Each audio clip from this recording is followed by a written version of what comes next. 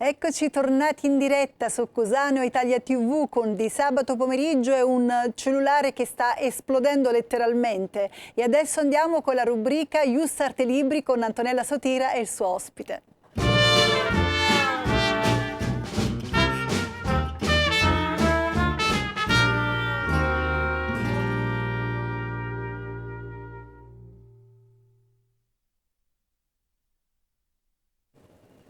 Buon sabato, buon pomeriggio a tutti, bentrovati al nostro ponte della legalità, un ponte di libri fra terra e uomini di valore. Con me oggi un ospite che mi emoziona moltissimo, Umberto Apice, magistrato, scrittore, ma soprattutto l'ispiratore del mio premio, perché Umberto Apice è stato per tanti anni l'ideatore del premio Ripdico Scrittori della Giustizia e quindi accanto alla sua grande passione, la sua competenza giuridica, dopo 50 anni di carriera nella magistratura, dove ha ricoperto le più alte cariche della carriera della magistratura, da ultimo avvocato generale presso la Corte di Cassazione. Umberto invece a noi è più caro per la sua passione per la letteratura. Buongiorno Umberto, buon pomeriggio. Abbiamo una sorpresa per te e quindi maestro Alex, sì, vai.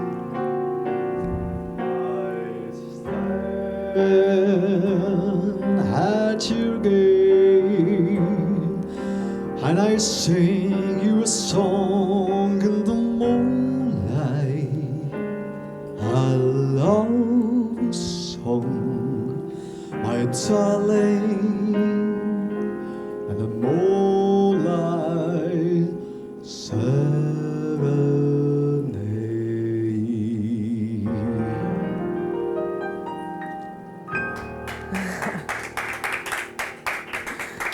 Una musica che tu ami molto, quindi possiamo immaginarti nel tuo studiolo che ascolti Glenn Miller mentre scrivi di diritto o di letteratura? Mentre scrivevo.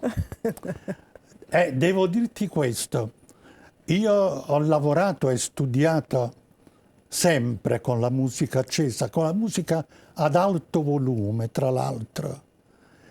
Questo sin dagli anni dell'adolescenza, quando scoprì le musiche di Cole Porter, gli americani, Glenn Miller, e anche dopo, all'università, con gli studi del diritto, mi accompagnavo con l'ascolto delle musiche. Dei jazzisti, perché poi scoprì anche il jazz insieme alle musiche americane. Tra l'altro, uno dei racconti che sto terminando in questo periodo parla proprio della vita, anzi della morte di Charlie Parker. È un esempio di quella narrativa biografica in cui io mi sono cimentato più volte con il libro Processo a Pasolini e con il libro Nelle stanze di Joyce, infatti, dove anche si parla degli ultimi giorni di un grande scrittore, cioè di James Joyce. Quindi tutta la mia vita l'ho vissuta con questo binomio insradicabile, musica, diritto, letteratura. Sono state l'hai vissuta nella bellezza, sono stati i miei compagni per tutta la vita. Tutte e tre le arti richiedono armonia, quindi equilibrio, giustizia. Ma adesso ti dico una cosa sorprendente. Oggi non ascolto più la musica. Perché? Vorrei tanto ascoltarla, ma non la posso ascoltare, perché negli ultimi anni io ho fatto la conoscenza con un disturbo rarissimo. Ce l'hanno avuto pochi, ce l'hanno pochi. Ed è poco studiato anche, sono gli acufeni musicali. Io ascolto sempre musica, ma non dall'esterno, dall'interno. In sordina, in me ci sono sempre degli acufeni che mi ripropongono le musiche che ho sentito durante la mia vita, dalle musiche napoletane al jazz, a Cole Porter, alle musiche, alle danze polovesiane di Insomma, Borodin. sei uno strumento. È come se avessi Come uno strumento. Hai una cassa acustica Una interiore sorta- che comunque riproduce, che meraviglia. Una sorta di... Non è una meraviglia, Nel perché senso, qualche volta vorrei hai dato fare a meno. questo disturbo un'accezione positiva, no? Perché è un disturbo che forse può creare disagio, però sei riuscito... Qualche volta è piacevole, Qualche volta mi piace. ma il più delle volte mi crea qualche problema. Per fortuna non l'insonnia, perché riesco a dormire. Ma non interrompe la tua passione per la scrittura, su questo possiamo essere certi, anche perché noi, dopo No. aver goduto di tutta la tua produzione, quella letteraria, perché quella giuridica pure ne abbiamo usufruito più che goduto, siamo tutti in attesa della tua prossima fatica, perché vogliamo ricordare al pubblico che Umberto Apice, dallo scorso anno, dalla scorsa edizione del premio Ius Arte Libri, è il padrino di tutti i nostri concorrenti, magistrati, avvocati e giornalisti che si cimentano nel premio, e lo scorso anno abbiamo conferito nella sala del Campidoglio ad Umberto il premio Vis Iuridica per questa bellissima ultima sua opera, Una musa per temi, diritti e processi in letteratura, un compendio, una carrellata incredibile sul rapporto tra letteratura e diritto. Perché questo rapporto, che può sembrare strano a molti, ma che invece a tanti è una cosa nota? Io la connessione tra diritto e letteratura l'ho vissuta in corpore vili, diciamo. Io sono uscito dal liceo con una grande passione per la letteratura, per le letterature. Leggevo già i russi, gli americani, e ho cominciato a studiare diritto all'università, ed è nata un'altra passione, la passione per il diritto. Ricordo che eravamo tanti amici iscritti a giurisprudenza presso la Federico II e ci incontravamo e ci scambiavamo le idee sul diritto privato e sul diritto romano. Ecco, allora già cominciai a scoprire delle connessioni profonde tra il diritto e la letteratura. Oggi si sente parlare spesso di Endiadi come letteratura e sociologia, letteratura e informazione, letteratura e psicanalisi, e si sente parlare anche di questa, direi, nuova forma di connessione. Letteratura e diritto. Stanno nascendo anche delle cattedre universitarie. Ma in cosa consiste questa connessione? Sono tanti gli aspetti di intima connessione, di intima convivenza, direi quasi di identità, di identificazione reciproca, una sorta di identificazione reciproca. Quali sono i temi di cui si è occupata sempre la letteratura? Il castigo, la pena, l'espiazione, la felicità, i beni che possono portare la felicità, i bisogni affettivi, le disuguaglianze.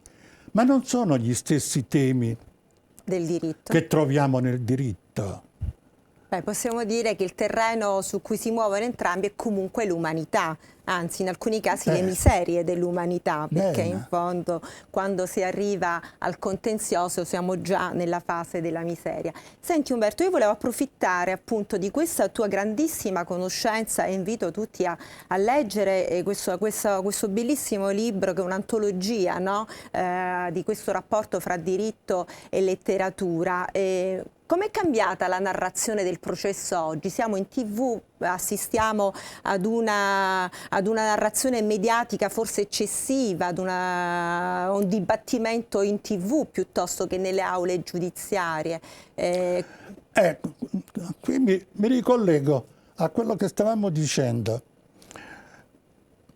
Se la letteratura ha avuto sempre gli stessi temi che interessano il giurista. Poi bisogna considerare che a partire da un certo momento nella storia letteraria la letteratura si è impadronita proprio dei meccanismi processuali. Questo è avvenuto soprattutto nell'Ottocento. Nell'Ottocento in Francia, con il realismo francese, abbiamo assistito alla nascita di un genere che si chiamava feuilleton. Eugène Sue scrisse I misteri di Parigi e la maggior parte dell'opera si riferisce allo svolgimento di processi penali.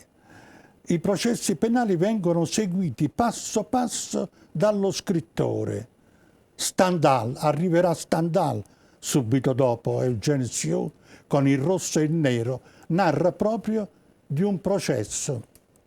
Parla dell'evoluzione di un morboso rapporto d'amore che porta all'omicidio e poi la narrazione del processo in tutte le sue fasi, davanti ai giudici, con le arringhe dei difensori, con le dichiarazioni dell'imputato alla fine del processo e così via. Quindi la letteratura si impadronisce completamente del processo. In America Truman Capote scriverà quello che è il capolavoro del genere, A sangue freddo, e poi verranno Faulkner, poi verranno... Oggi abbiamo in Europa uno scrittore formidabile come Emmanuel Carrère, francese, che nell'Avversario ha descritto le fasi di un processo con tutti i meccanismi anche processuali veri e propri che interessano il giurista, ma possono interessare anche il lettore, l'uomo della strada, il curioso. Ma la tua domanda era più specifica. Arrivo alla tua domanda. Stavo pensando che possiamo non sentirci in colpa. Il voyeurismo giudiziario esisteva fin dall'Ottocento, quindi noi siamo... Non l'ho dimenticata la domanda.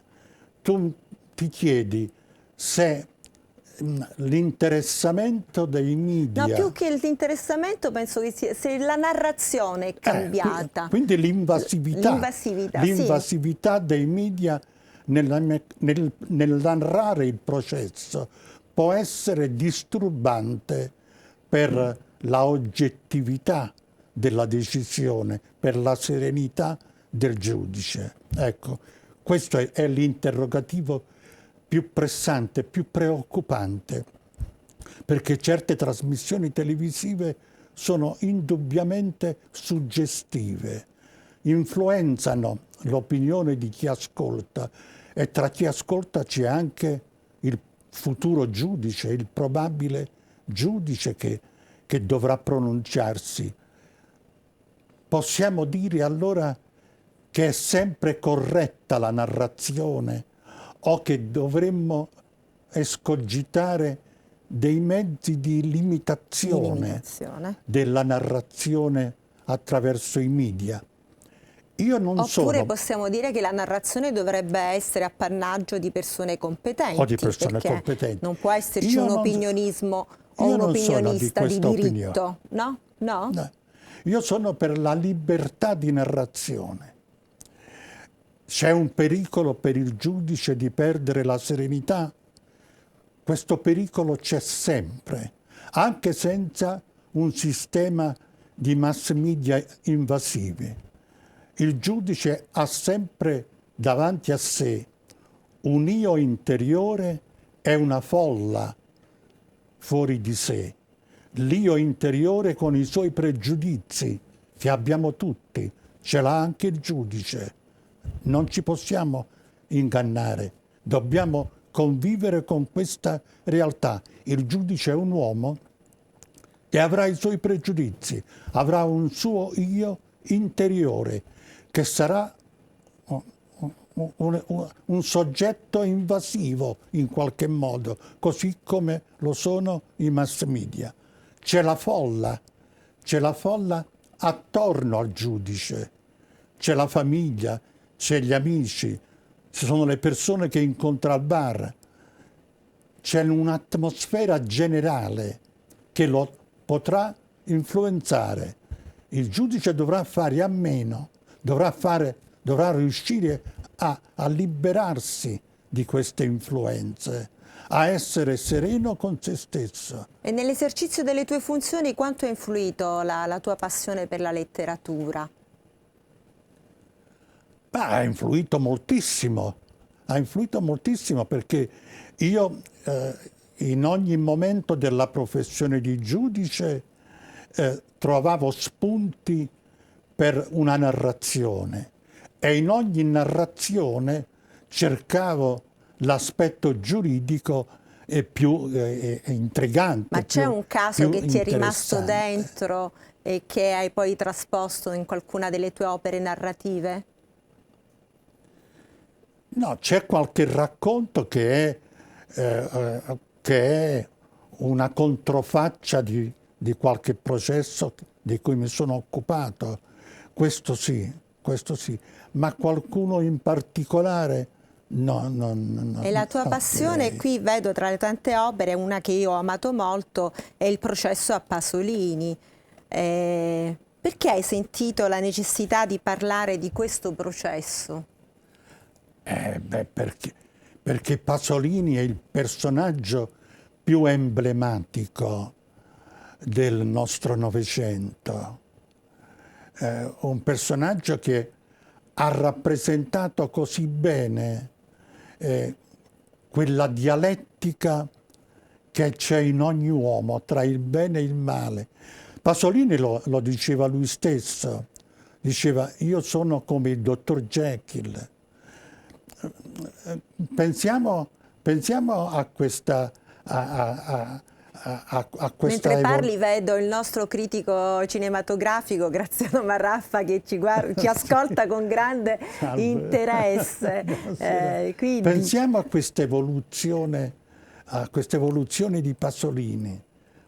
Per tutta la vita è stato perseguitato dai processi, non dai giudici, intendiamoci, dai processi, i processi che venivano intentati perché qualcuno denunciava, querelava, faceva degli esposti. A ogni film di Pasolini arrivavano degli esposti alla procura, al commissariato di polizia, e l'azione penale doveva nascere. In Italia esiste l'obbligatorietà dell'azione penale.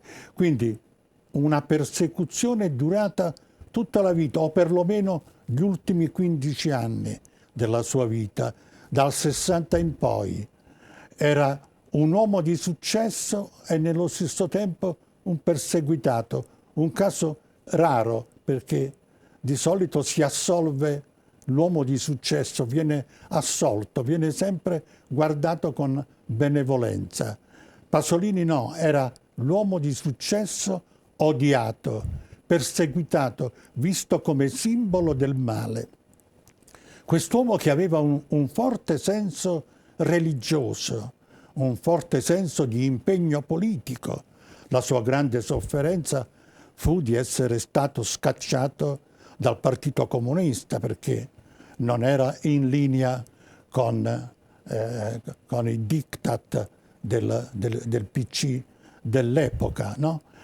Quindi quest'uomo perseguitato e pieno di delusioni tutta la vita, negli ultimi anni della vita o nell'ultimo anno addirittura diventa il persecutore, perché la nemesi storica, no?